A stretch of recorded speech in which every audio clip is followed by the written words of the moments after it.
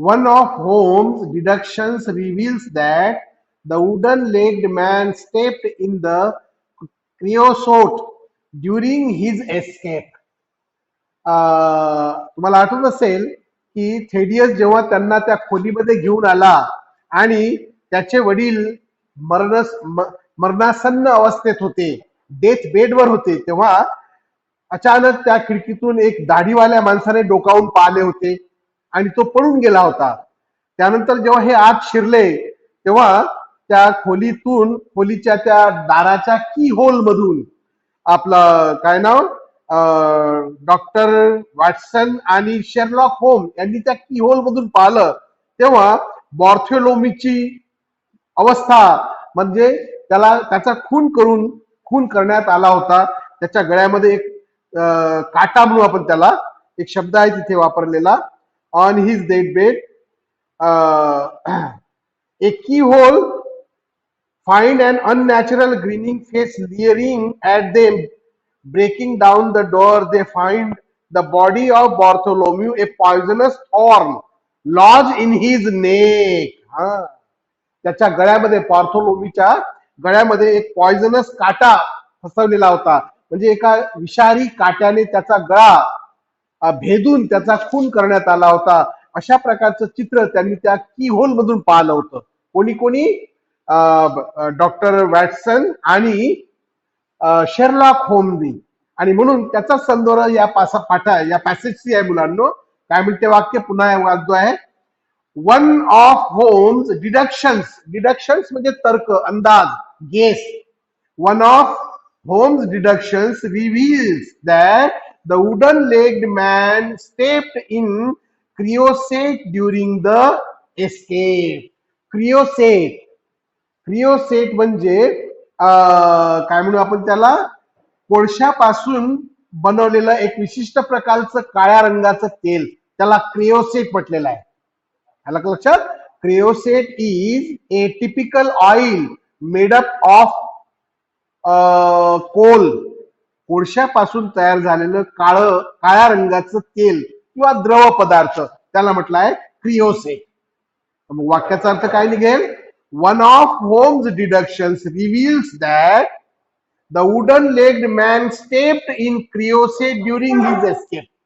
जेव्हा तो दाढीवाला लाकडी पाय बसवलेला माणूस तिथून पळून गेला तेव्हा पळत असताना त्याचे पाय त्या काळ्या रंगाच्या ऑइलवर पडले आणि तिथून तो पळाला. अशा प्रकारचा अंदाज त्या होमने आपल्या निष्कर्षात लावला. आलं का लक्षात तुमच्या.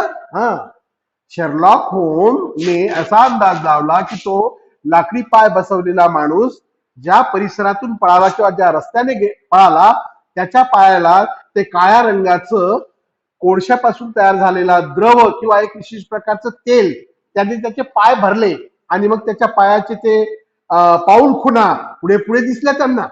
आलं का लक्षात. One of Holmes deductions reveals that the wooden legged man stepped in creosote during his escape.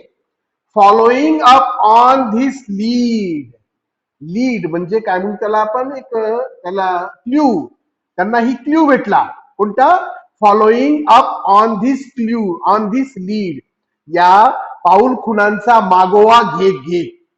Following up on this lead, Holmes and Watson borrow a dog to follow the scent म्हणजे गंध. त्या पायाला लागलेल्या काळ्या कोळशापासून तयार झालेल्या द्रव पदार्थाच्या पायाला चिकटल्यामुळे त्या पाऊल खुणा पुढे पुढे जिकडे तो पळत गेला तिकडे त्याच्या पावलाचे ठेचे उमटत गेले. आणि म्हणून वॉटसन आणि होमने काय केलं, एक कुत्रा घेतला. दे बॉरो ए डॉग, एक कुत्रा, श्वान ज्याला म्हणतो आपण, पोलिसांजवळ जसे असतात श्वान, तशा प्रकारचा एक ट्रेंड डॉग त्यांनी मिळवला. They borrow a dog to follow the scent. आणि त्या पावलाचे ठसे जिकडे जातात तिकडे तो कुत्रा पुढे चालू लागला. त्यांच्या मागे हे वॅटसन होम्स चालू लागले. कोणाचा मागोवा घेत, तो पडून जाणारा वुडन लेग मॅनचा मागोवा घेत. Following up on this lead, Holmes and Watson borrow a dog to follow the scent. Their search leads them to the edge of the Thames. Thames is the name of river. एका नदीचं नाव आहे हे Thames. This search leads them to the edge of the Thames. या पाऊल खुणांचा मागोवा घेत घेत कुत्रा पुढे पुढे जात होता. त्यांच्या मागे वॅटसन आणि शेरलॉक होल्म्स जात होते. हा कुत्रा पुढे जाऊन एका नदीच्या काठापर्यंत जाऊन पोहोचला. The search leads them to the edge of the Thames. Edge म्हणजे किनारा किंवा काठ. Edge of the Thames where it is clear the two criminals hired a boat. याचा अर्थ नदीपर्यंत ते पायी चालत किंवा पळत गेले आणि तिथून त्यांनी एक बोट भाड्याने घेतली आणि तिथून मग ते बोटीने पुढे आपला प्रवास करून निघून गेले. असा अंदाज शेरलॉक होम आणि डॉक्टर वॅटसनने लावला. Where it is clear the two criminals म्हणजे गुन्हेगार हायर्ड ए बोट. हायर म्हणजे भाड्याने घेणे. They hired a boat and ran away. Over the next few days Holmes recruits his Baker Street irregulars, a gang of street urchins, to search the river for the boat. After some days, काही दिवसानंतर Sherlock होमने काय केलं, त्यांच्या जवळ baker Street इरेग्युलर्स नावाची एक उन्हाळ मुलांची टोळी होती. उन्हाळ मुले ज्यांचा उपयोग शेरलॉक होम आपल्या तपास कार्यामध्ये कधी कधी करून घ्यायचे. तर त्या उन्हाळ मुलांच्या टोळीला नाव दिलेलं आहे बेकर स्ट्रीट इरेग्युलर्स. आलं का लक्षात? काय केलं मग शेरलॉक होमने? Over the next few days, पुढच्या काही दिवसामध्ये होम्स रिक्रूट म्हणजे नेमणूक करणे, निवड करणे. ही recruits his baker Street इरेग्युलर्स, a गँग ऑफ स्ट्रीट अर्चिन्स म्हणजे उन्हाळ मुले, भटकणारी मुले. स्ट्रीट अर्चिन रस्त्यावर भटकणारी मुले, त्यांना म्हटलं आहे स्ट्रीट अर्चिन. ए गँग ऑफ स्ट्रीट अर्चिन, रस्त्यावर भटकणाऱ्या उन्हाळ मुलांची टोळी. त्याला नाव दिलेलं आहे बेकर स्ट्रीट इरेग्युलर्स. ए गँग of street urchins to search the river for the boat. त्या नदीवर येणारी जी ती बोट आहे, ज्या बोटीमधून हे दोघं पळून गेले, दोन गुन्हेगार पळून गेले, त्या बोटीचा शोध लावण्याचं काम शेरलॉक होमने त्या बेकर स्ट्रीट इरेग्युलर्स म्हणजेच एक गँग ऑफ स्ट्रीट अर्चिन्स कडे सोपवलं. त्यांची नेमणूक केली. Holmes recruits the Baker Street इरेग्युलर्स, a गँग of street urchins to search the river for the boat. When these efforts fail, परंतु हे प्रयत्न त्यांचे असफल झाले. कोणाचे? शेरलॉक होमचे. When these efforts fail, Holmes in disguise, वेषांतर करणे, disguise. Holmes in disguise makes a search himself.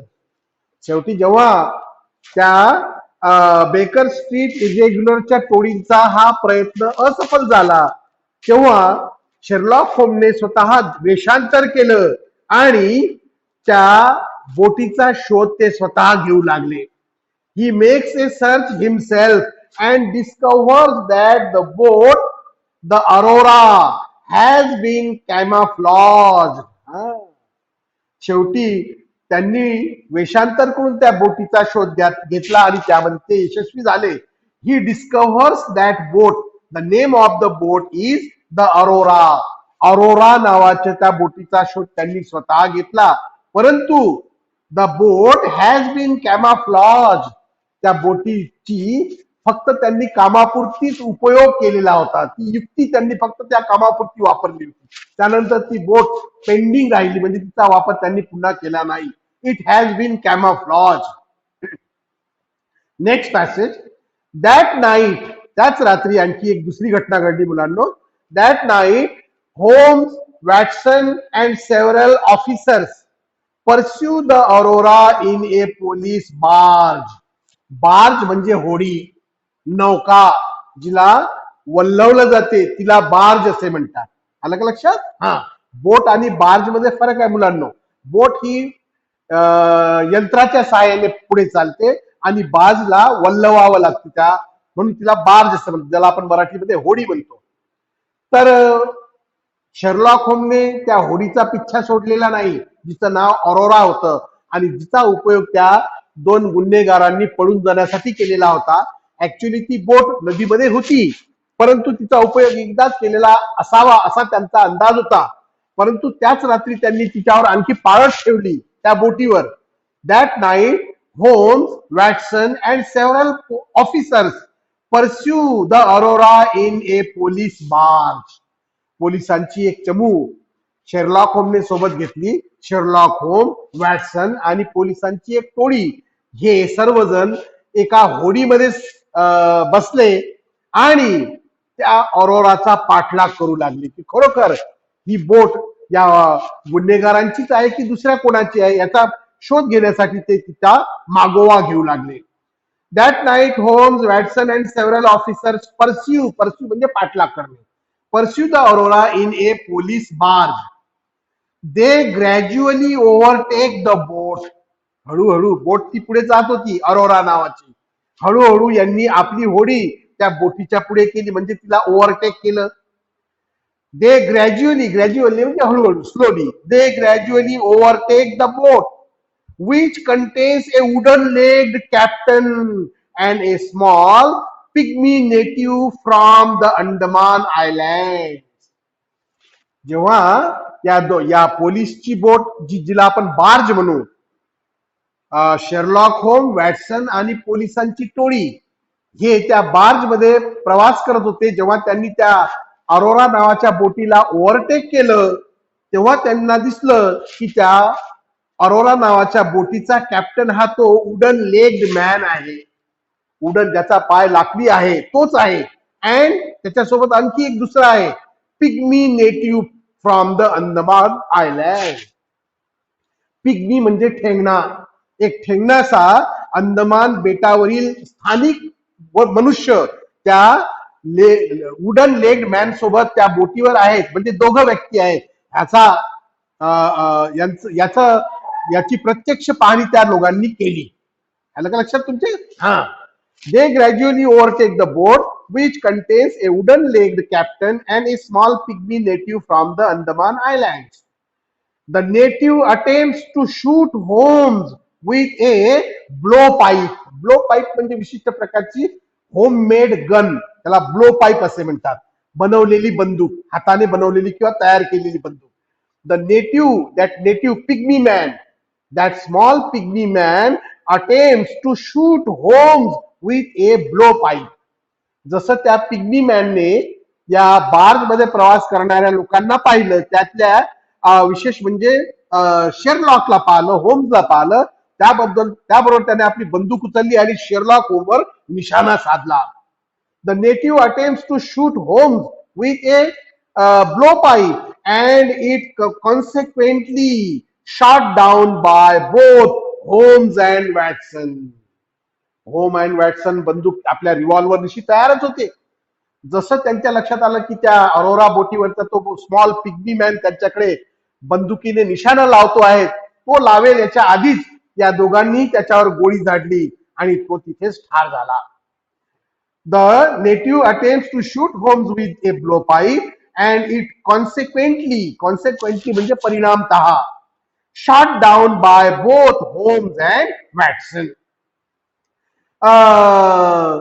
The Aurora runs aground and the wooden-legged man becomes entrapped in the mud.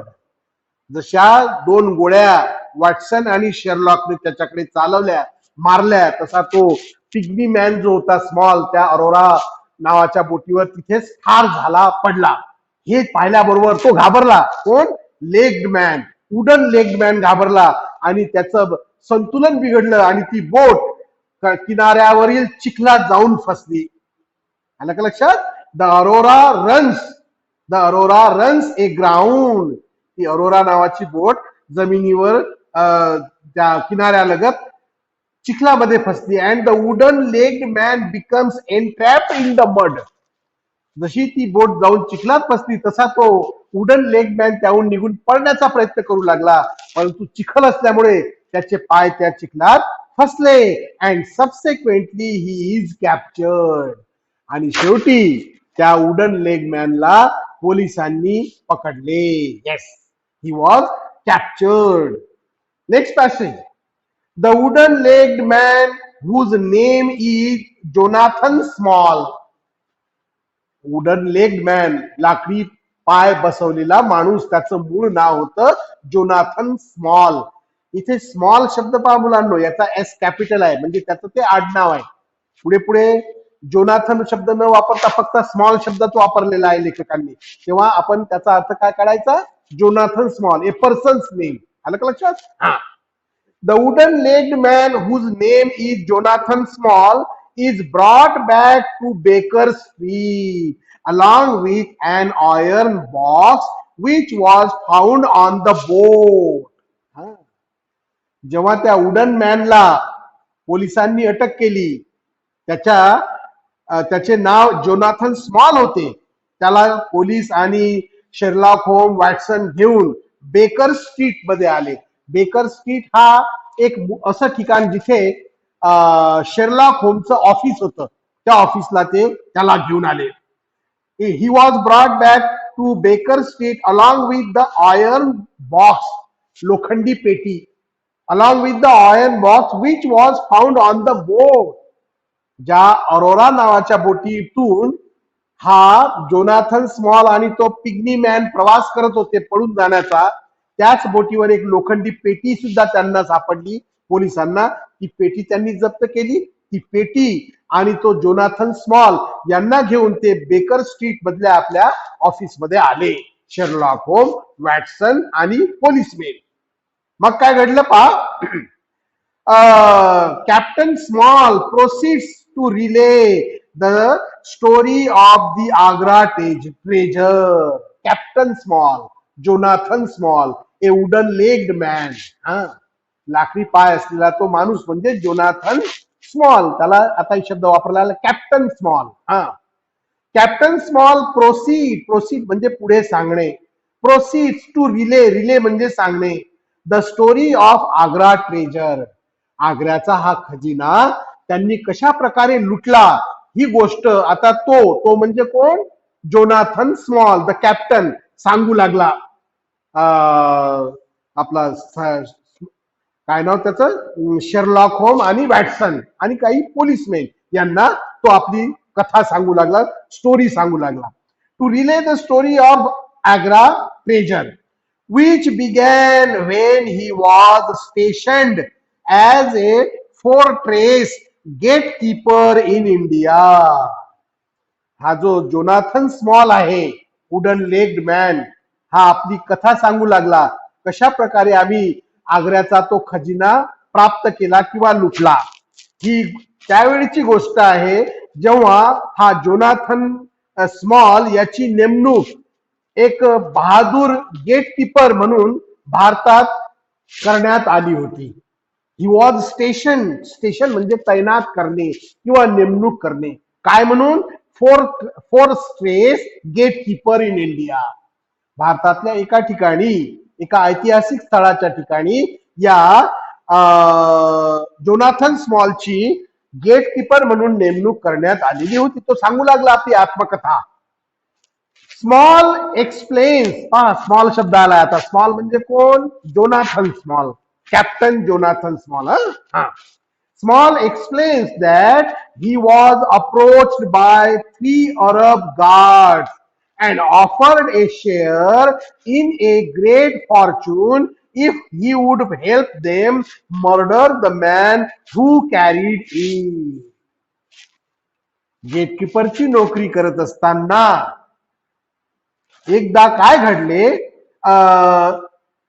3 Arab guard त्याच्याकडे आले. अरब guard म्हणजे पहारेकरी, अरब लोक. अरबांचे 3 पहारेकरी एके दिवशी जोनाथन स्मॉलला भेटायला त्याच्याजवळ आले. And offered A share in the great Fortune, आणि एका मोठ्या खजिन्यातला एक हिस्सा आम्ही तुला देऊ, अशा प्रकारे बोलणी त्याच्याशी करू लागले. कशाबद्दलचा हा हिस्सा? If he would help them murder the man who carried it. खजिना, एक मोठा खजिना घेऊन एक माणूस येतो आहे, पण आम्ही तिघे त्याला मधातच पकडून ठार करू आणि त्याच्याजवळचा खजिना घेऊन त्यातला एक हिस्सा आम्ही तुला देऊ. अशा प्रकारे तू आमची मदत करू शकतोस का Jonathan small?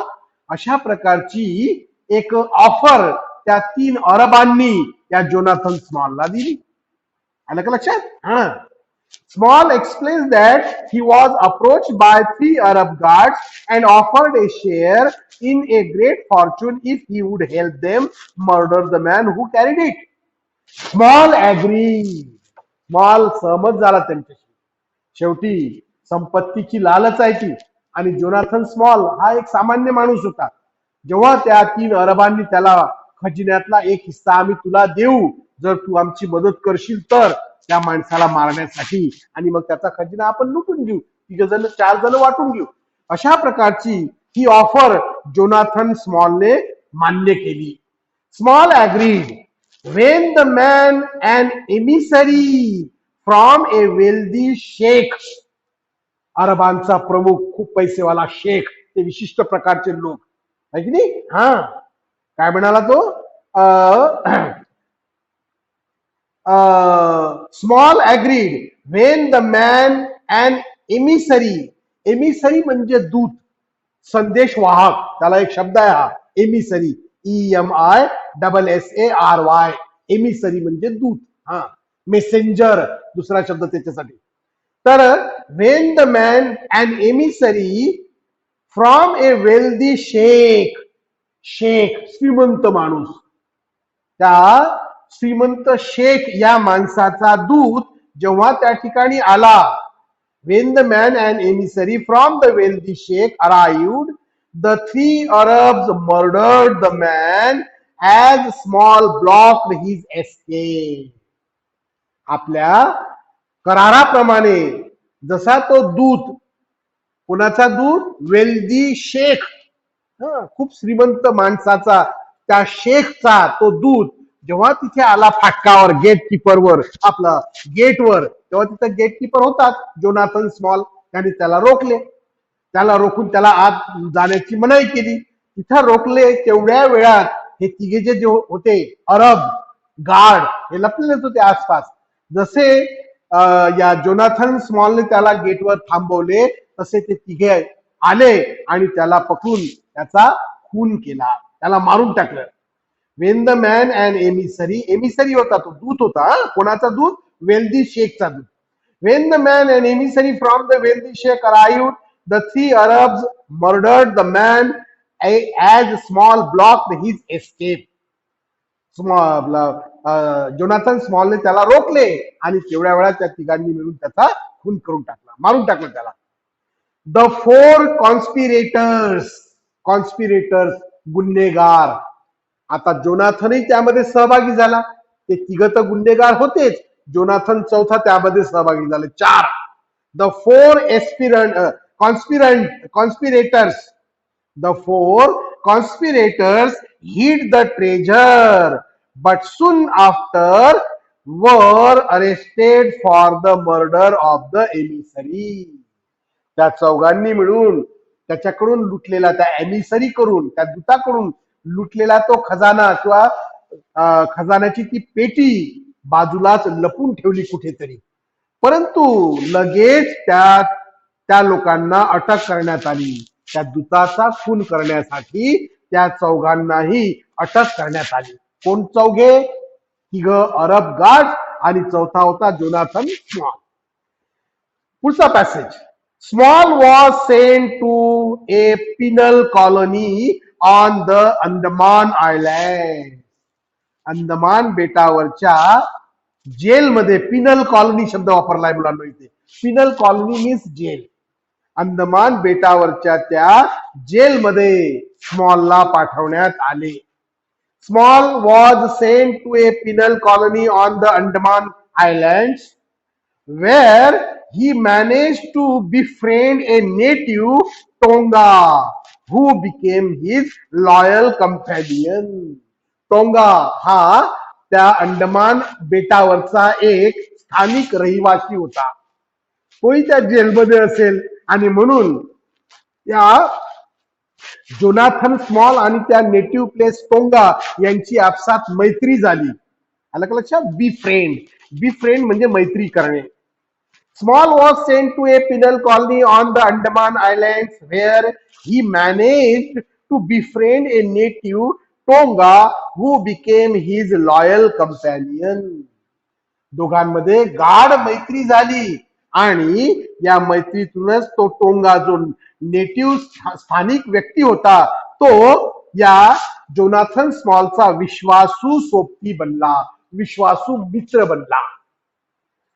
Small bribed two of the guards on the island. त्या आयलँड त्या बेटावरच्या जेलमध्ये असताना काही गार्ड पहारेकरी म्हणून यांच्यावर लक्ष ठेवण्यासाठी होते. जोनाथन स्मॉलने काय केलं, त्यापैकी 2 पहारेकरांना लाच दिली म्हणजे पैसे दिले. आलं का लक्षात? ब्राईब म्हणजे लाच देणे. हा, small bribed 2 of the guards on the island and Sholto and Marston, Mary's father Marston, into helping him escape in exchange for a share in the fortune. कोण होते ते 2 पहारेकरी? एक होता शोल्टो आणि दुसरा होता मॉर्स्टन, जॉन मॉर्स्टन, जो मेरी मॉर्स्टनचा बाप होता, मेरी मॉर्स्टनचे वडील होते. हे 2 पहारेकरी ज्यांना त्या जोनाथन स्मॉलने लाच दिली आणि त्या जेलमधून निसटला. आलं का लक्षात? Small bribed 2 of the guards on the island, Sholto and मॉर्स्टन.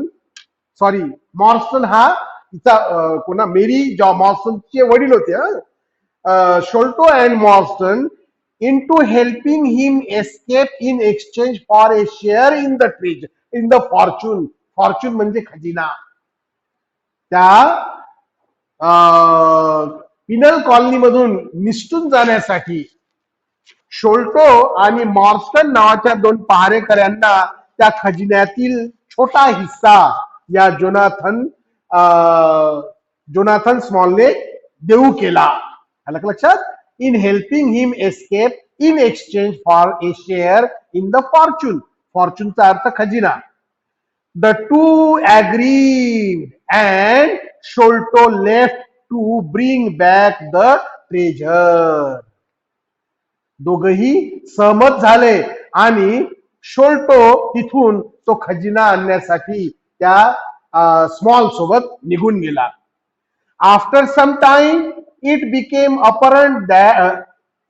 apparent to Small that Sholto had betrayed him and he escaped from the island with Tonga.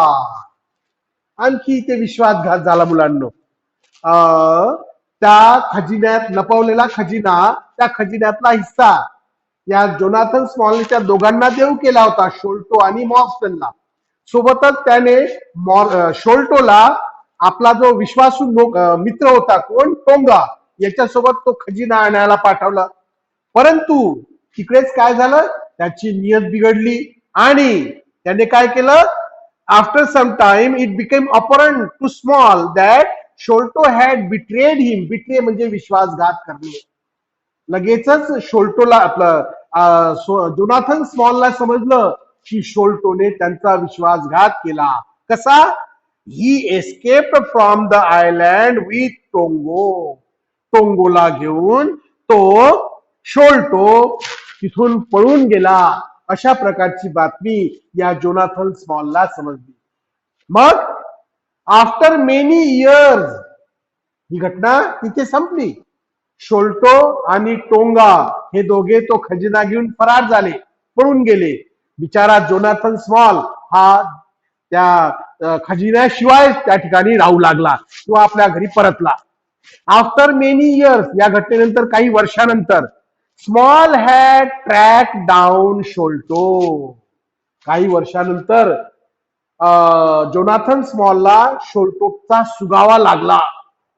And arrived just in time to see him die. आणि तो मरण्याच्या आधीच, कोण, शोल्टो, शोल्टोच्या मरण्याच्या आधीच त्याला तो तिथे त्या ठिकाणी आला. He arrived just in time to see him die. आलं लक्षात? हा. After the death, Small affixed the note that was found on the body. त्याच्या मृत्यूनंतर त्याने त्याच्या बॉडीवर एक चिट लावून ठेवली होती. आपण मागे पाहिली होती. काय लिहिली होती त्या चिठ्ठीवर? साइन ऑफ 4, चौघांचे चिन्ह, अशा नावाची चिठ्ठी त्याने त्या बॉडीवर लावून ठेवली होती आणि तो निघून गेला होता. कोण? Jonathan small. कोणाच्या बॉडीवर? शोल्टोच्या बॉडीवर. After the death, Small affixed the note that was found on the body as a reference to himself and his 3 Arab companions. त्याचे 3 अरब सोबती होते ते, ज्यांनी त्या गार्डचा खून केला होता, एमिसरीचा खून केला होता. ते 3 गार्ड आणि जोनाथन स्मॉल हे त्या खजिन्यापासून वंचित राहिले होते. तो खजिना घेऊन पळून जाणारा शोल्टो आणि टोंगो हे फरार होते. पण जेव्हा त्याचा पत्ता लागला, जेव्हा त्याचा तो मागोवा घेऊ लागला, तेव्हा अशा अवस्थेत त्याला पत्ता लागला तेव्हा त्याचाही खून झालेला होता. कोणाचा? शोल्टोचा. म्हणून त्याच्या बॉडीवर त्याने ती चीट लावून ठेवली होती. कोणती? Sign of 4. When he returned to the Sholto estate, Tonga murdered Bartholomew and the two stole the treasure. Tonga शोल्टोच्या त्या इस्टेटवर किंवा त्या जिथे त्याचं क्षेत्र होतं किंवा जिथे तो राहत होता त्या ठिकाणी आल्याबरोबर त्याला काय समजले? When he return to Sholto estate, Tonga murdered Bartholomew. Bartholomew हा याचा भाऊ होता एक, माहितीये तुम्हाला? कोणाचा? आपला काय नाव त्याचं? शोल्टोचा, बॉर्थोलोम्यू. अलग लक्षात? हा. When he returned to the Sholto estate, Tonga murdered Bartholomew. Bartholomew आपल्या खोलीमध्ये होता. त्या की होल मधून जेव्हा वॅटसनने आणि शेरलॉकने त्याला पाहिलं होतं, त्याच्या गळ्यात एक पॉइझनस काटा मारलेला होता. म्हणजे एका काट्याने चाकू सारखा त्याचा उपयोग करून त्याचा खून केला होता. यामध्ये कोण होता सहभागी? Tonga. When he returned to the Sholto estate, Tonga murdered Bartholomew and the two stole the treasure. तिथून त्याने तो खजिना घेऊन पळून गेला. Small concludes his narrative by revealing that in the course of the chase on the Thames, Small concludes, Jonathan small याने आपली कथा या ठिकाणी संपवली. Small concludes his narrative म्हणजे story, by revealing that in the course of the chase म्हणजे पाठलाग, in the course of the chase on the Thames, he threw the treasure overboard. जेव्हा पोलीस त्याचा मागोवा किंवा पाठलाग करत होते तेव्हा त्याने तो खजिन्याची पेटी बाहेर फेकली होती बोर्डवर. he threw the treasure overboard. Small is taken to prison and Watson, who has come to love Mary Morstan, proposes to her. शेवटी या जोनाथन स्मॉलला तुरुंगात पाठवण्यात आलं आणि वॅटसन जो who has come to love Mary Morstan, proposed to her. आणि शेवटी हा जो दुसरा होता कोण? वॅटसन आणि मेरी मॉर्स्टन यांचा विवाह, यांचे लग्न त्या ठिकाणी आटोपले. अशा प्रकारची ही स्टोरी त्या जोनाथन स्मॉलने त्या तिघांना म्हणजे कोणाला? मेरी मॉर्स्टन, त्यानंतर वॉटसन, डॉक्टर वॅटसन आणि तिसरा कोण? शेरलॉक होम्स यांना सांगितली. इथे या पाठाचा जो पहिला भाग आहे मुलांनो, कोणता? आउटलाईन ऑफ द नॉवेल म्हणजे रूपरेषा, ही संपली. त्याचा दुसरा भाग सुरू करूया. Themes of the novel. Themes म्हणजे विषय. या कादंबरीचा विषय काय आहे? आपण आतापर्यंत कादंबरीची रूपरेषा पाहिली आहे. आता पाहणार आहोत आपण कादंबरीचा विषय. Theme of the novel. The theme of the novel revolves around the Agra treasure. आग्र्याहून लुटलेल्या या खजिन्याच्या भोवतीच या कादंबरीचा विषय घुमतो. The theme of the novel revolves around the great Agra treasure. Throughout the story, the appearance of the treasure leads to a direct and often tragic change in the lives of the character. या पूर्ण कादंबरीतून या खजिन्याचा पाठलाग करणाऱ्या विविध पात्रांचा सरळ आणि दुःखद असा बदल किंवा त्यांच्यात होणारा बदल आपल्याला जाणवतो. या खजिन्याचा पाठलाग करणारे जेवढी पात्र आहेत त्यांच्या जीवनात आलेले दुःखद क्षण आणि होणारे बदल याचा प्रसंग आपल्याला या ठिकाणी पाहायला मिळतो. बिकॉज ऑफ धिस, यामुळे या कारणामुळे it is important that the removal of the treasure would cause the character to return to their previous position. काय म्हणते वाक्य? Because of this tragic and direct change in the characters, दुःखद आणि सरळ झालेले जे बदल आहेत त्या पात्रांमध्ये, त्यामुळे काय होते? इट इज इम्पॉर्टंट, हे सगळ्यात महत्वाची बाब आहे त्यातील, that the removal of the treasure, तो खजिना काढणे, the removal of the treasure would cause the character to return to their previous position. तो खजिना मिळवणे किंवा प्राप्त करणे यातूनच त्या विविध पात्रांची आपली पूर्व अवस्थेत परत येण्याची इच्छा होते. आलं लक्षात? हा, the removal of the treasure would cause the character to return to their previous position. In the case of Small, a convict the re-emergence of the treasure leads him down a path that ends in murder. या कथेतील मुख्य पात्र म्हणजे Jonathan small, जो खरा दोषी आहे. त्यामुळे काय होते? द री-इमर्जन्स, पुन्हा बाहेर काढणे, तो खजिना पुन्हा बाहेर काढण्याचं काम कोण करतो? हा जोनाथन स्मॉल करतो.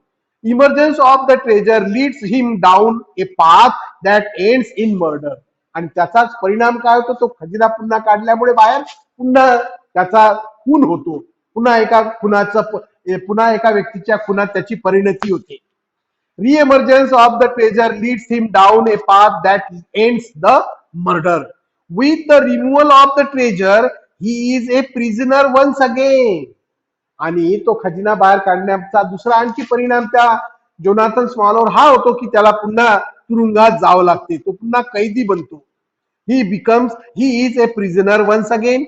Mary Morstan is a charming young woman whom Watson contemplates marrying. या कादंबरीची एक दुसरी महत्वाची पात्र म्हणजे मेरी मॉर्स्टन, अतिशय सुंदर आणि तरुण ही स्त्री आहे, जिच्याशी वॅटसन कंटेम्प्ट्स मॅरिंग, जिच्याशी वॅटसन हा लग्न करण्याची इच्छा व्यक्त करतो. With the prospect of Mary becoming and heiress म्हणजे वारसदार स्त्री, हेअरेस असे दोन शब्द आहेत मुलांना. हेअर म्हणजे मेल आणि हेअरेस म्हणजे फिमेल. तर काय म्हणते वाक्य? विथ द प्रॉस्पेक्ट म्हणजे अपेक्षा. With the prospect of Mary becoming and heiress, या खजिन्याची एक वारसदार तीही असते, ही अपेक्षा तिला असते. With the prospect of Mary becoming and heiress, however this possibility is removed. ही शक्यता किंवा ही अपेक्षा काढली जाते, तिला त्या खजिन्याची अपेक्षा राहत नाही. When it is discovered that the Agra treasure is gone, Mary returns to a position in which Watson can comfortably propose marriage. When it is discovered that Agra treasure is gone, जेव्हा आग्र्याचा हा खजिना निघून गेला, आता आपल्या हातात राहणार नाही किंवा मिळणार नाही, हे जेव्हा तिला समजते, तेव्हा ती काय करते? Mary returns to a position in which Watson can comfortably propose marriage. तेव्हा ती त्या वॅटसनने ऑफर दिलेल्या किंवा प्रपोज केलेल्या त्या विवाहाच्या प्रस्तावाला स्वीकारते. The shallowness of wealth, the shallowness म्हणजे कमतरता. The shallowness of wealth and the destruction, नाश, संपत्तीची कमी आणि नाश, that can come through it also seen prevailing throughout the novel. या दोन गोष्टींचेच अनुभव या कादंबरीतून प्रत्येकाला अनुभवायला मिळतो. As the Agra treasure directly and adversely affects almost everyone.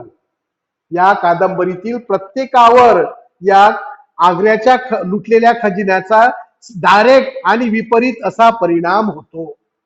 In the course of the story, या कथेच्या मध्यात the sheikh's emissary and Bartholomew are both murdered for the treasure.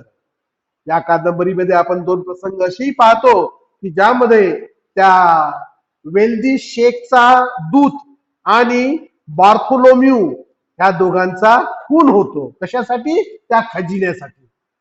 टोंगो is killed while fleeing with it. आणि जेव्हा खजिना घेऊन टोंगो पळत असतो तेव्हा त्याचाही खून होतो, त्यालाही मारलं जाते.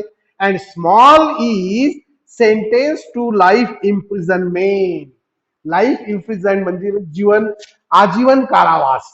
हा जो स्मॉल असतो, जोनाथन स्मॉल, याला आजीवन कारावास होतो. जो Small is sentence to life imprisonment. Additionally both Thaddeus and his father spent their lives constantly paranoid about wooden legged men. आणि थेडियस आणि त्याचे वडील हे दोघेही त्या लाकडी पाय असलेल्या लोकांच्या भीतीच्या सानिध्यातच आपलं जीवन जगत असतात. कधीही त्यांचा सामना ते करू शकत नाही. And about strangers in general, जे आणखी जे अनोळखी असतात त्यामध्ये, त्या पात्रांमध्ये, त्यांचाही ते सामना करू शकत नाही. The Agra treasure even provides A romantic conflict for doctor Watson, who feels that he cannot marry Miss Morstan for fear that he will appear to be after her money. The Agra treasure even provides a romantic conflict. या आग्रा खजिन्याचाच एक दुसरा परिपाक किंवा परिणाम असा आहे की doctor वॅटसनला असं वाटते की मेरी मॉर्सन सोबत ते विवाह करू शकणार नाहीत. का? For fear that he will appear to be after her money. कदाचित त्या लग्नानंतर त्यातून काही अनपेक्षित किंवा नुकसान त्यांना होईल अशी भीती त्यांच्या मनात असते. त्यामुळे त्यांचं लग्न निश्चित त्या काळासाठी टाळलं जाते. अशा प्रकारची ही कादंबरीचा विषय आपण आता पाहिला. तर आपण या पाठाचे दोन भाग पाहिले मुलांनो. एक आउटलाईन म्हणजे रूपरेषा आणि थीम म्हणजे विषय. त्याचा तिसरा भाग जो आहे तो उद्या सुरू करू आपण, ज्याचं नाव आहे plot of the novel. Plot म्हणजे कथानक, स्टोरी. या कादंबरीचं कथानक काय आहे ते आपण उद्याच्या पिरियडला पाहू. त्याच्यानंतर पुढचा आणखी एक भाग आहे सिनॉप्सिस ऑफ द एक्सट्रॅक्ट. या उतार्याचा सारांश काय, हा चौथा भाग राहील. आणि नंतर मग आपण पाठाला सुरुवात करून देऊ. तर या ठिकाणी आज आपण थांबून जाऊ, आपला वेळ संपलेला आहे. राहिलेला भाग उद्याच्या पिरियडला पाहू. Until then, goodbye and good luck.